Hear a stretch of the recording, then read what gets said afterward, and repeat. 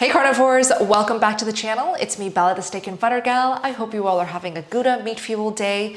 As usual, take a minute, drop a comment, update me on how you all are doing. How's carnivore going for you? Victories, progress updates, struggles. I'd love to know down below in the comments. So today's video features my friend, Sarah Franklin. Together, we will explore how best to navigate to finding your happy spot. How much fat should you be eating? How much protein should you be eating?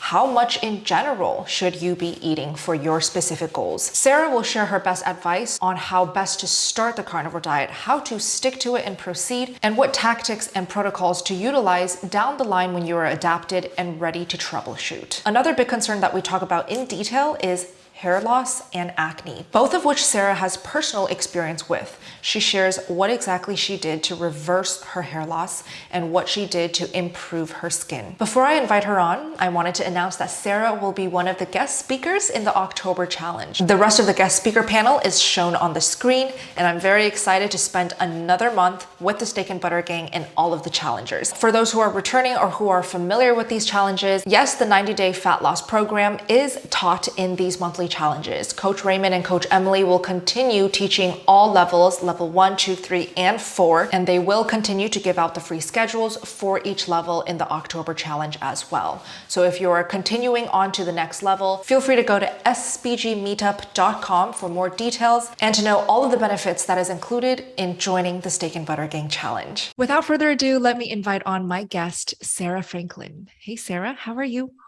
I'm great. How are you? I'm so excited for this interview. I have a lot of important questions that I want to ask you, but I'll open up with the question, how did you start the carnivore diet? I've had a long history of trying to be healthy, losing weight, gaining weight, yo-yo dieting most of my life.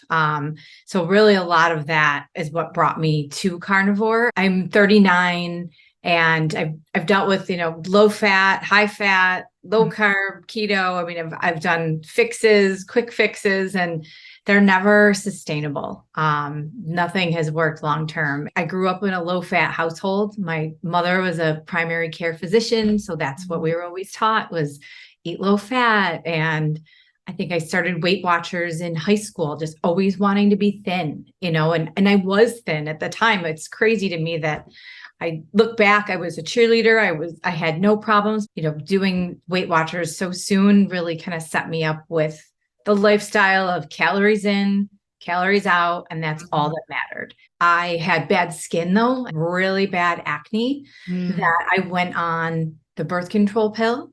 And then that got much better. But unfortunately, after, I had gained some weight, went back to Weight Watchers again, lost the weight, lost almost 25 pounds, and then went to the doctor and my blood pressure was sky high and I had no idea why.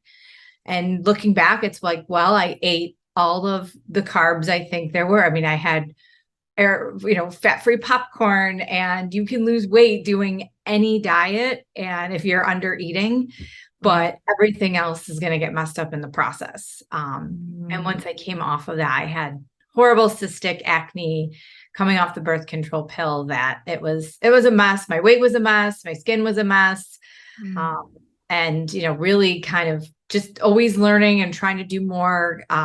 I tried if it fits your macros and, calorie adjusting again. I mean, I think there's just a pattern of my body's going to make me eat again because I'm starving it, and then restrict again because I need to lose it. And this pattern of just, so much back and forth. I did ideally find keto, which then kind of led me to carnivore, but I've done them all the wrong way as well, where I thought I was keto because I was a keto food. And that's not necessarily true. I mean, it's a state of your body and you should be having enough food on that. But, almost all the ways I tried everything, it was always just calories. And even the beginning of carnivore, I mean, I've done that wrong where I ate too lean and I lost weight, and I felt great. I felt much better, that so many things improved, but I didn't realize I was still under eating. And when I finally learned the hard way, I mean, back and forth, up and down, but I had problems when I did things the wrong way. And a lot of times I think we think just let's lose the weight now and we'll fix something later. Yeah. And that for me led to extreme hair loss. I lost my cycle, just things that, you can't, it's awful. You don't want to go through it. So doing things the right way in a sustainable way is so much better for your body, first of all.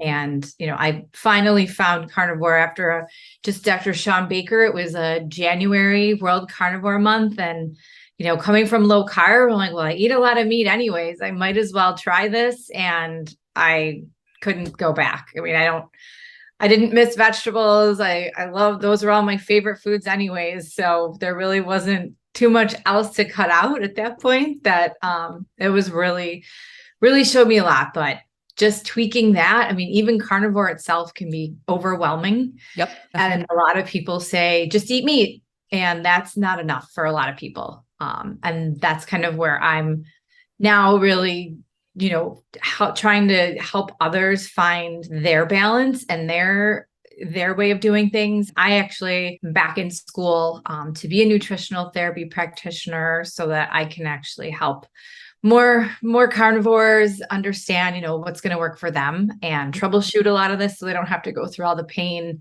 Yes. And learn the hard way. Yes. Sarah, I'm just so grateful for your hard work, because people like you who are studying, working hard to change the narrative, to offer solutions through a diet and a way without medication is so rare, so rare. So I know that a lot of people who are watching this video related to Sarah's struggles, to Sarah's story. I myself relate. I counted calories myself. I had a whole phase of losing hair every single time I showered. I think you told me you cried every time you showered. I didn't want to wash my hair ever. I still don't like to wash my hair because it's a pain in the butt a lot of times, but I would cry because it would just come out in clumps and it's awful. And you don't know why. You're like, why is this happening? I'm eating so much protein, or I probably lived on chicken breasts for years, and that's not enough food for an adult human being. So I hope other people don't ever have to go through something like that. And it comes back, you can have it stop falling out. And if it's happening, there's a lot of stress happening to your body. Yes. So you touched on a lot of things that I would love to dig a little bit deeper on. But you said a phrase, doing the carnivore diet wrong. I know that a lot of people who, start this lifestyle, they're so excited because they hear all these amazing success stories. They want that for themselves. And the biggest goal in the community is, in fact, fat loss and body recomposition. So with the goal of course, healing and feeling amazing, but also changing body composition in mind, what is the right way to do carnivore diet? And what do you mean by doing it wrong? What are some things that we should watch out for? Yeah. So, I mean, it's going to be individual, first of all. Like what works for me may not work for you. And, it's like starting a race. If one person started in the middle, they're going to have a lot shorter to go than somebody starting at the very, very beginning. So there is a lot of differences between us. That being said, the number one thing that I know I did wrong first was undereat. Protein is so filling and you won't really feel that hungry. I would eat ground beef or maybe a grass-fed steak, which is very lean if you think about it. I love steak, and even that by itself can be really, really lean if you have a lean cut. And my steak doesn't look like your steak. Like it could be a huge chunk of fat in there, or there could be none. And so, eating way too lean was probably the biggest mistake I made in the beginning. And I tried to do it all at once. It was, I'm going to be carnivore. I'm going to intermittent fast. I'm going to work out fasted. I'm going to do the body recomp. Like just too much at once is a lot on your body. Yeah. And I remember one time I was driving and it was an early morning. I'm like, oh, I'm not going to eat till lunchtime. And I was driving and I'm like, why am I dizzy? What is going on? Like something's wrong. I'm like, I think I better eat. So lucky I had a snack in the car, but that made me understand like, that's not enough food for my body. Okay, so now I have to follow up with the question, how does one know that they are eating enough? A lot of females, when they start carnivore, they feel so full with such little food just because the density of that food is so different, especially if they used to be vegetarian, vegan. Do you have any advice or pointers to know that one is eating enough or not eating enough? Yeah, it is hard because a lot of times our hunger signals are messed up from years of under eating and other things too, or your digestion may not be great. So a really good way, to make sure, first of all, you're eating enough protein is I usually like at least 0.8 grams per body weight. So 150-pound female, it's going to be like 120-ish grams, like minimum. So hit something, make sure you're eating enough of that protein.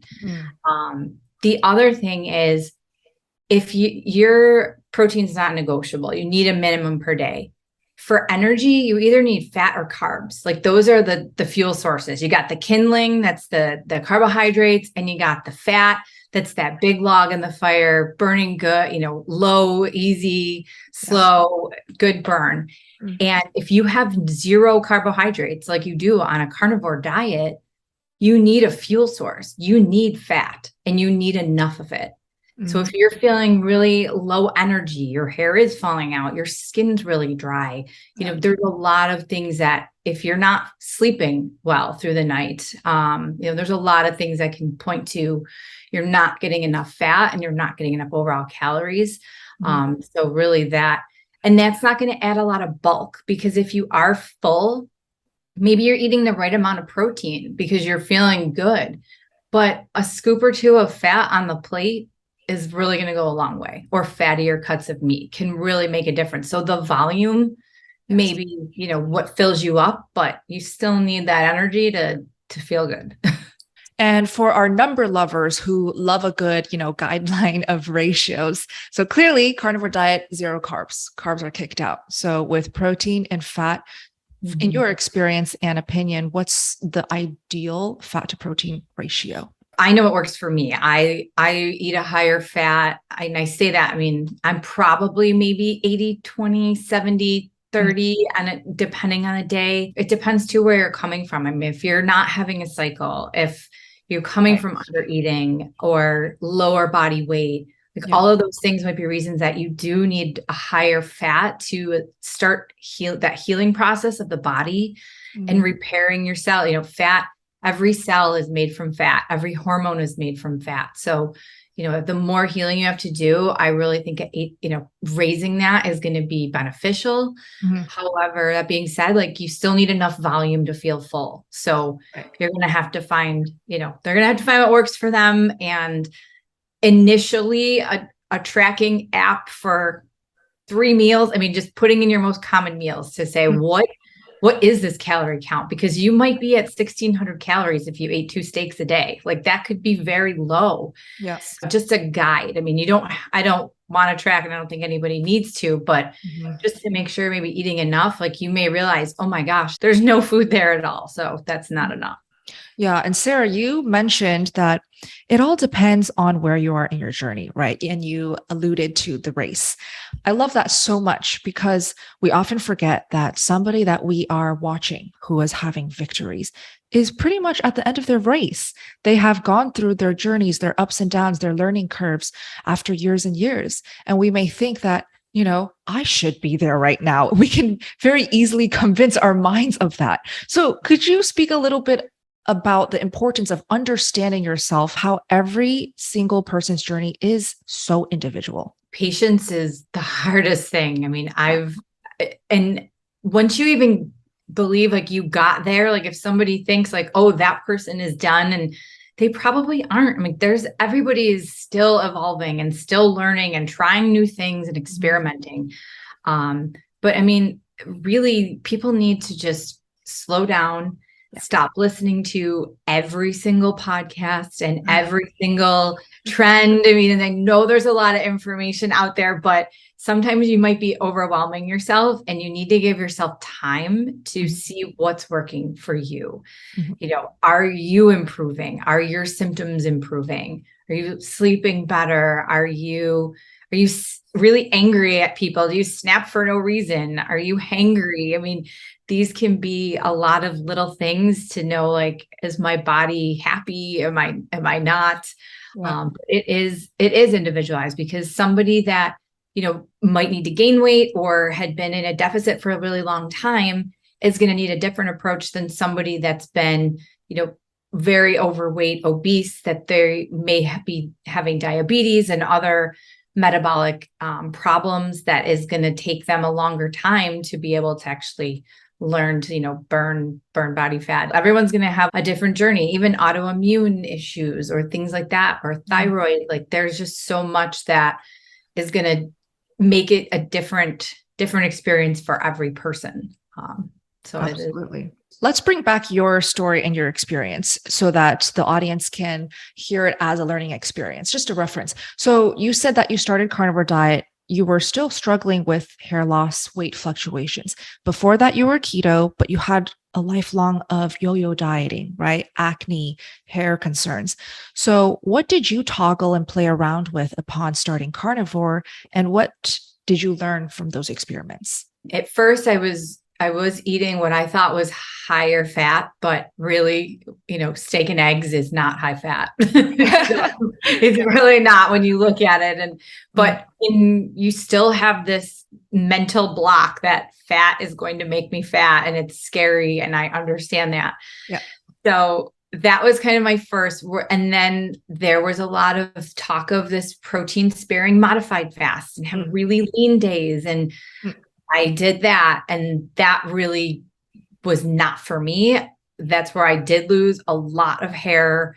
I had GI problems come up because I was just eating so much protein, especially in a sitting, and I was starving. I mean, I was ravenous at almost every meal that I could eat. I would eat a pound of chicken and be like, well, now what? And now what? Like, it was just not enough food for me. So that was a challenge. And then because I knew that wasn't working, I almost went the extreme other way and said, I'm not going to fast at all, and I'm going to eat a lot of fat.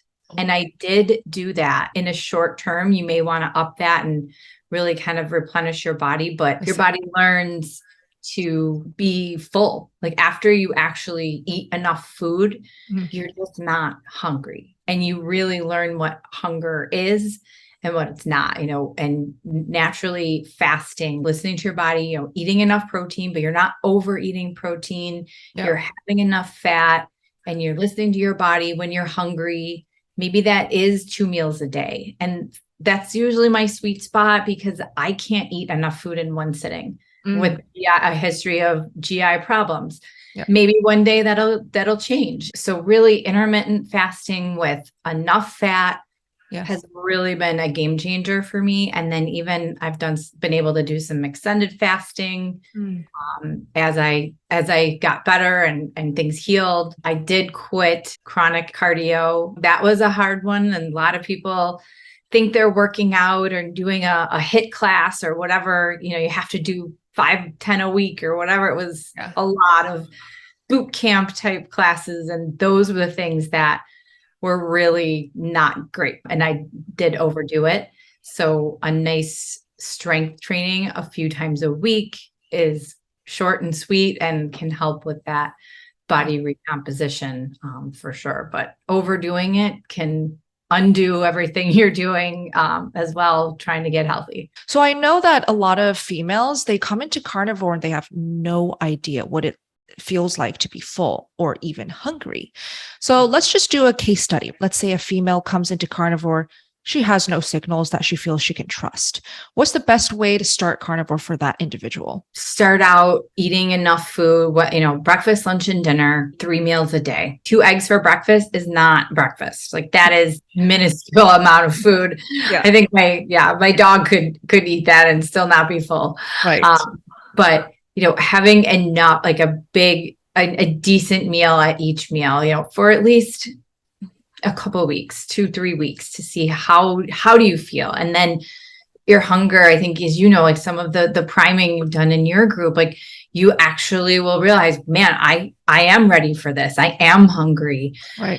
So just giving some time to learn to eat again and getting nutrients in your body are going to be like, all right, I have room for this. I have things I can do and repair and fix. So definitely having enough protein with some fat in it, and adding a scoop of butter, or if you don't do butter, whatever, ghee or bacon, and all of the fattier cuts for sure, to start there. But once that, once you've kind of gotten that, all right, I am full and I do not want to eat, then you do feel like, all right, I maybe am waiting until lunchtime, and maybe it's, then I feel my hunger, and it's never even, if you are getting fat adapted as well, because that may take time. That may be, 2 weeks for some person. It might be a month and a half for somebody else, depending on how malnourished you might have been before. I know you said it was almost 6 months. So really,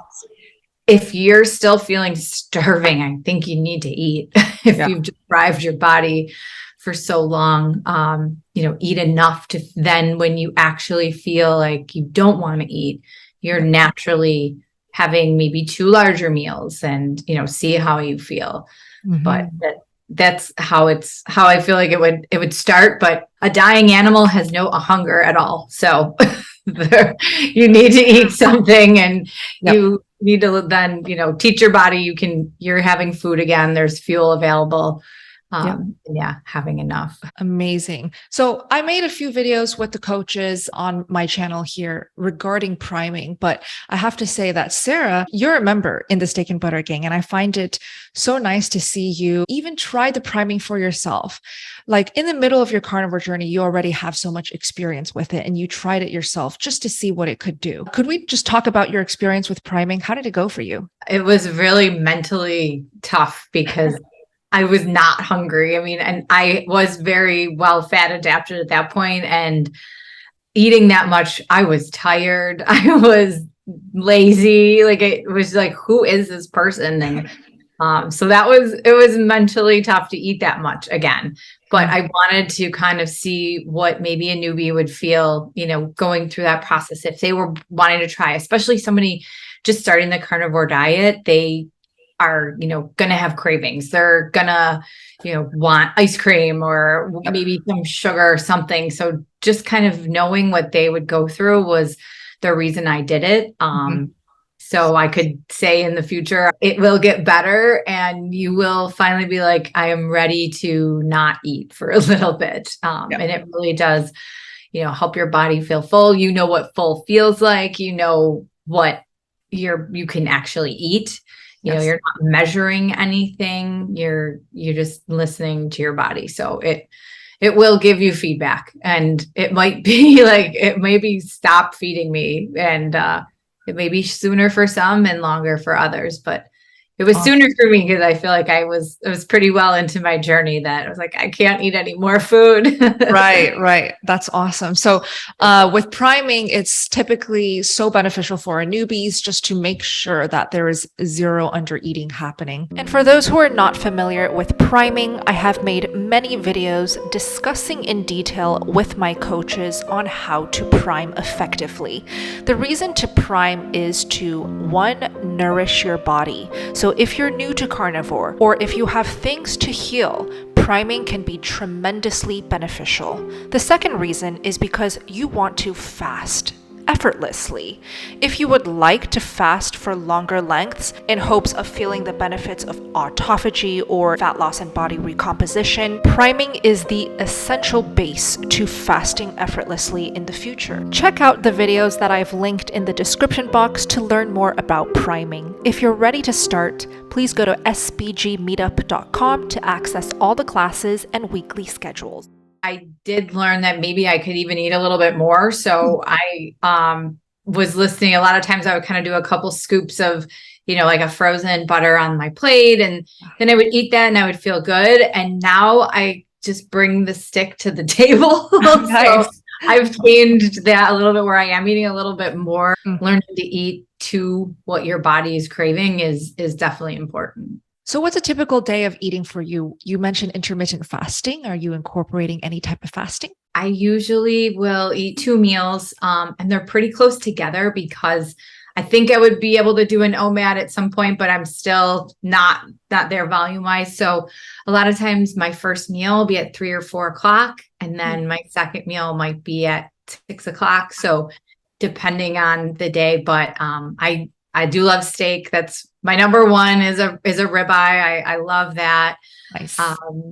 Maybe some eggs. I've also dealt with food sensitivities. So I've done beef only, and that is very strict, but I felt amazing. So it was something I kind of had to do just to get over, help, with some of that gut healing. I couldn't have butter for a while, that I would eat frozen tallow.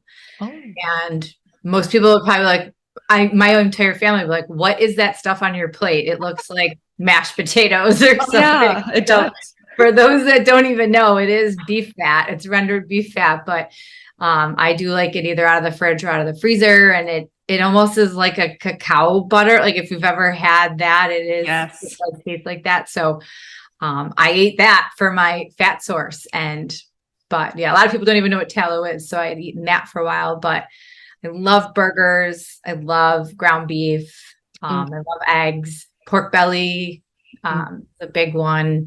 Nice. Ribs. I do like ribs. We are very lucky that we have a local farmer who drops off fresh eggs, and we order a pig from. So it's like really nice to have somebody like that I can say, all right, this is what we need. And we have it in the freezer stocked full, so I don't have to go shopping as often. Such good timing that you bring up the frozen, the chilled tallow. The state of the fat that you're eating, it really makes a big difference in how you digest it, how you absorb it, how good it makes your tummy feel. With fats, if you are trying to experiment with high fat, try out solid chilled fats, especially if you're having loose stools or issues with digestion, and if you're eating a lot of rendered and melted fats. Yes. Yeah. If you have, some people think, they're eating the ground beef and they have all that fat, and then they immediately are going to the bathroom like, what is going on? Right. Even though you think you're doing well by eating that fat, it may not be for everybody. So let's go back to skin issues and hair issues. I get females DMing me on Instagram or emailing me,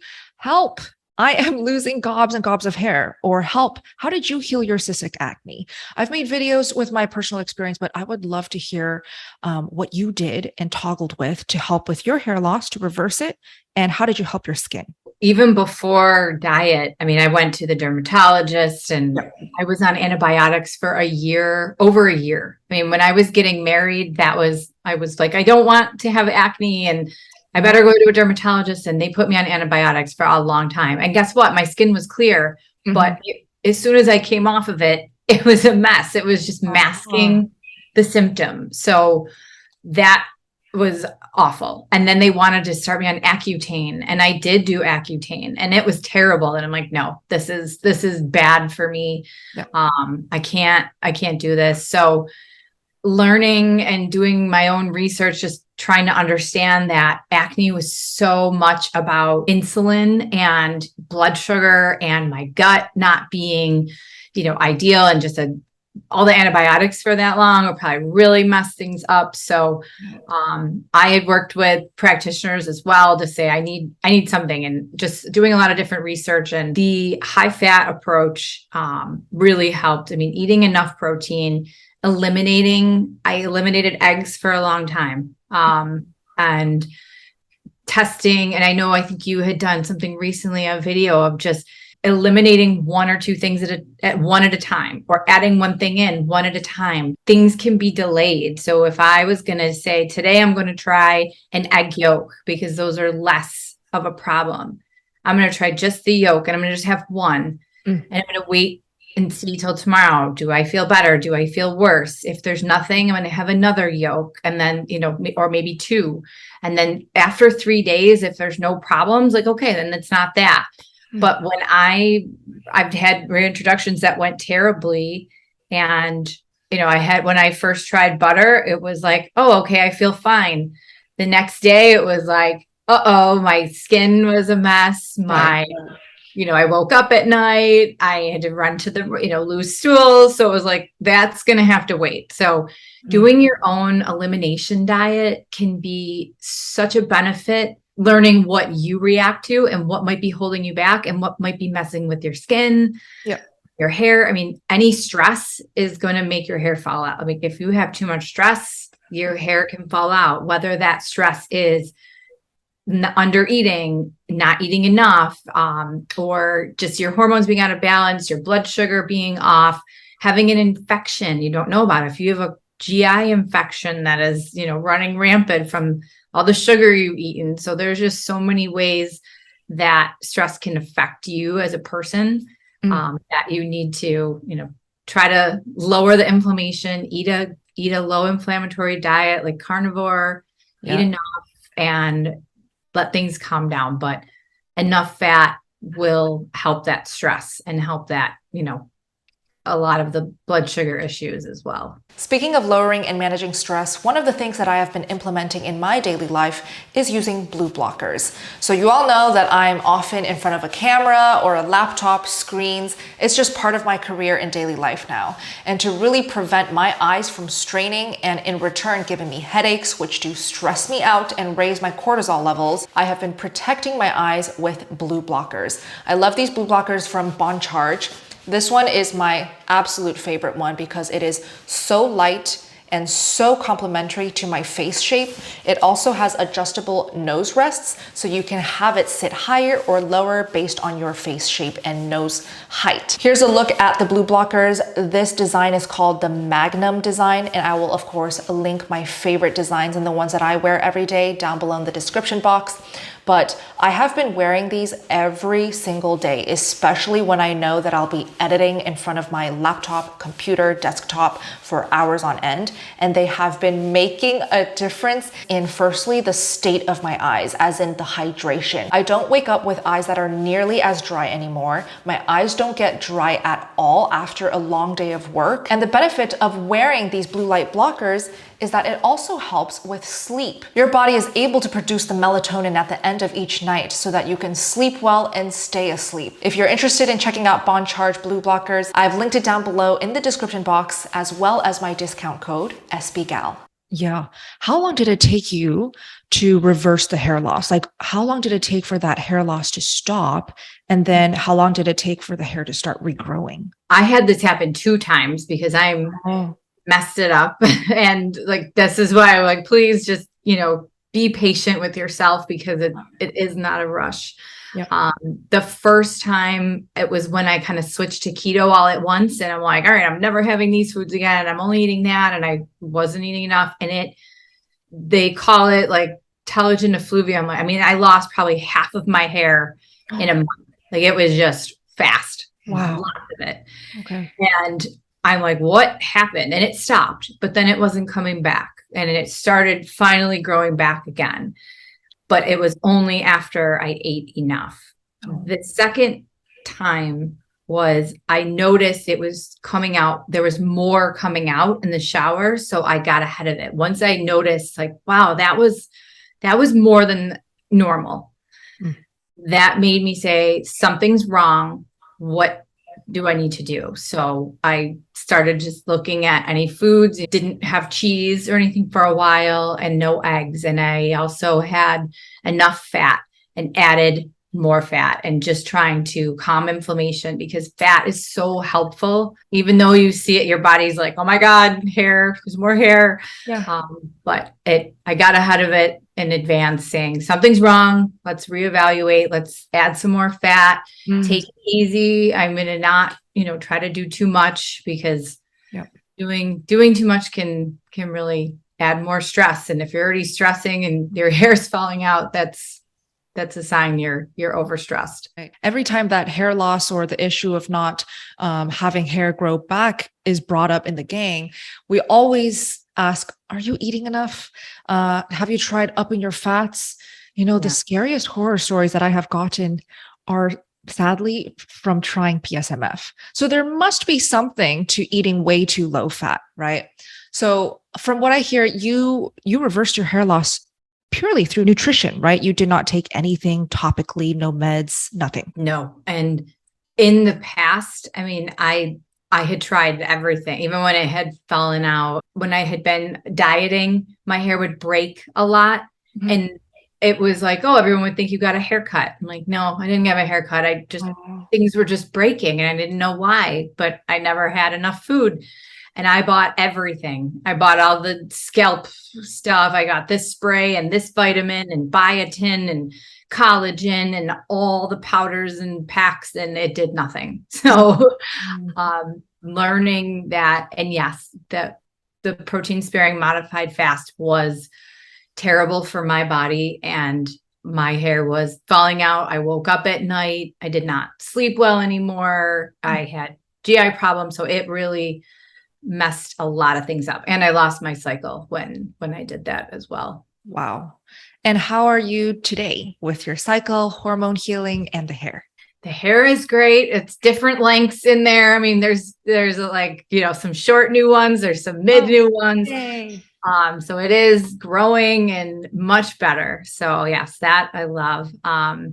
Hormones, my cycle has come back. It's not perfect yet, but it's back. It's not normal, but I'm on the right track. So I can tell that my body is happy. Awesome. And skin is good. So yeah, all of that has been really helpful. And even another thing that I don't know if anyone suffered, or if you're familiar with melasma, and it's a darkening of your skin. And when I did the protein sparing modified fast as well, I mean, your hormones can change. So a lot of times, like women that are pregnant, they may have melasma, and I had a dark patch on my upper lip, which was terrible, that you're like, oh my God, I've always had to wear makeup. I was so embarrassed. Yeah. Had no idea what it was from. Tried to get it lasered off. It worked, but it came right back. Like, I mean, not good.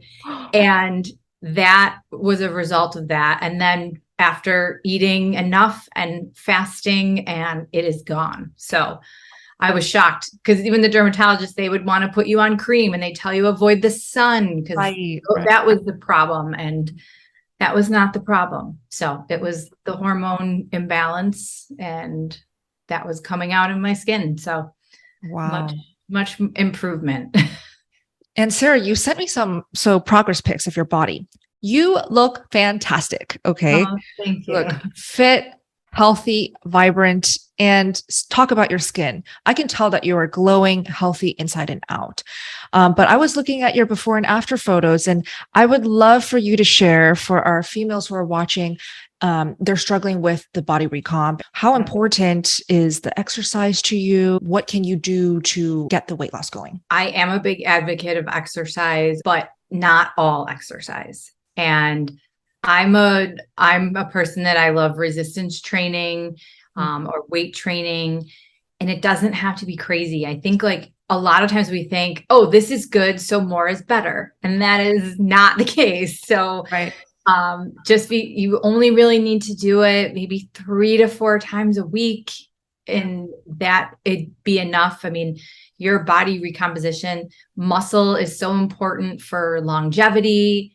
We want to have more muscle. You live longer. It can be a sponge for, if you're having blood sugar issues. So it really can be very beneficial. But that being said, if you've come from a place where you're doing all these boot camps or something, that they're really not, it's more cardio than it is a resistance training. So, there's a lot of different ways that I think you can work your body, that you're challenging your muscle, which is great for bone health and just so many other things. Yes. Without going crazy. I mean, I don't do cardio. I don't like it. I did. I never liked it. I did it because I thought I had to. I would do that elliptical, get all those, all the calorie burn and everything like that. And it's not the case. So muscle takes up less space than fat. So if you're replacing that, your body can change. Like, your scale may not move, but that's looking in the mirror and taking photos. And even you don't notice how much you may change in a month, and take those photos, because when you look at it side to side, you're like, wow, I can't believe I actually looked like that before, and now I look like this. So Ah, I am a fan of resistance training, but in a healthy way, Pilates are great. I do what's called the TRX I have at home. Like, I don't go to a gym. I like to work out outside. I walk the dog. I mean, these are all things that can be done and not to excess, and be able to help with that body recomposition. amazing. And Sarah, since you are a soon-to-be NTP, do you think the carnivore diet is for everyone and anyone? It is the best diet for anyone and everyone. There's essential amino acids to come from protein. There's essential fatty acids from fat. Yeah. What's an essential carbohydrate? There's none. So I think it is optimal. That being said, can everybody do it? That's going to be the challenge. I think that it is like I said, the proper human diet. It's what we evolved eating. Yeah. It's got everything you need. You don't need to eat anything else other than meat and the fat with it. Mhm. But is it sustainable for somebody? That's going to be up to them and their goals. So I believe it's worth a try, because when you feel as amazing as you do after you go carnivore, there's no other option. So I don't want to go back. And I think you have to just try it for yourself and see that it could be a lifelong, easy decision. Yes, beautifully said. And also, what are your thoughts on blood work? Do you think lab work is important, especially after living the carnivore way? If you're feeling great and you've lost weight and you don't have a lot of health concerns, I mean, don't go looking for problems. But if, your doctor, if you're doing your yearly physical, they're going to check standard things. And, the better markers are really your A1C and your blood sugars and your triglycerides. Like, those are things that are going to let you know if you're going in the right direction. Cholesterol is so important that your body makes it all by itself. So eating cholesterol does not correlate with the cholesterol that, they say is bad or good or either of that. So there are some things that may be beneficial down the road if you're interested or if you're a numbers person. But I think blood sugar and A1C and triglycerides are the best markers of excess energy in your blood. So you're going to know.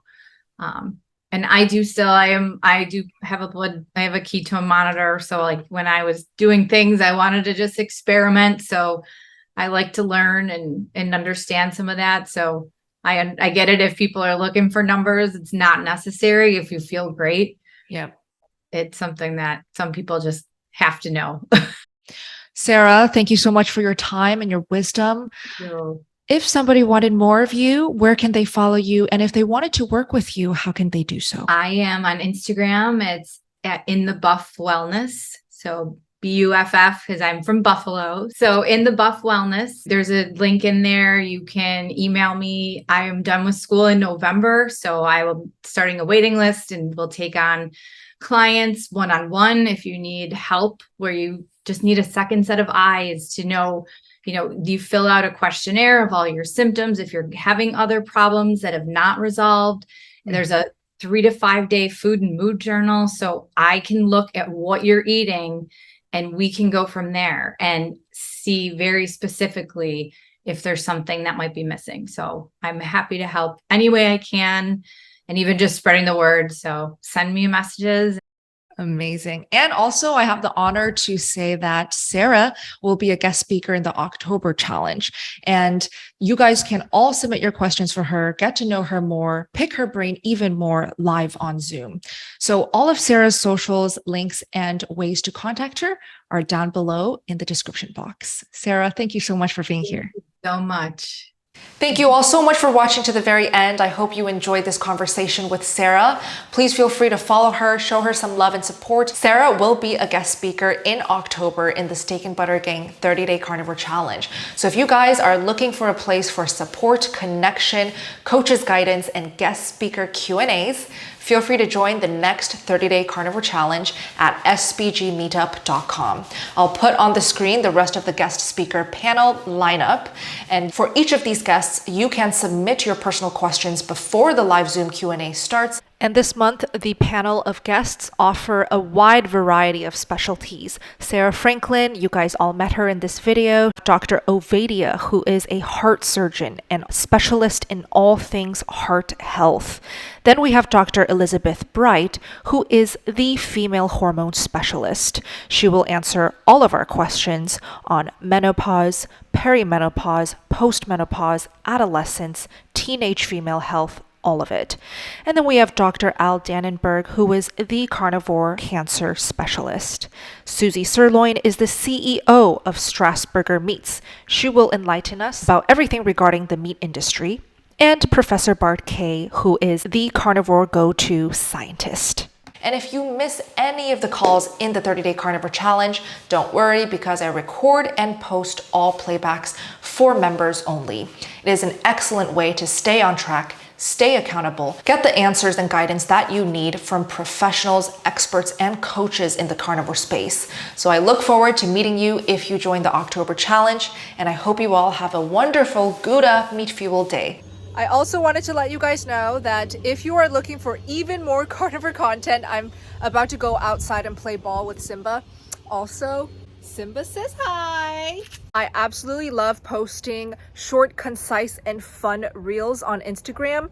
It's basically just me sharing one awesome pro carnivore tip, hack, one recipe, a quick what I eat in a day with Steak and Butter Guy, what Simba or Gouda eats. I share a lot of our personal carnivore lives and how we live it best on Instagram. So feel free to follow me there at Steak and Butter Gal.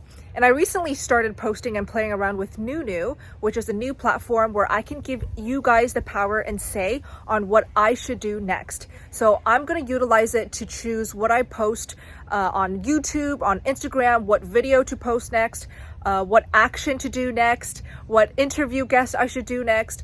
All of the important decisions you guys can help me make on Nunu. I will link my profile down below in the description box, but I've also typed it on the screen. And my profile, of course, is Steak and Butter Gal. I'm Steak and Butter Gal across all platforms if you guys are interested in finding more from me. Have a good day. I hope you all enjoy the rest of your week, and I'll see you in my next video. This ball looks so nasty, but Simba just loves it. He loves nasty balls and fetching and retrieving them. Anyways, goodbye. Have a great day.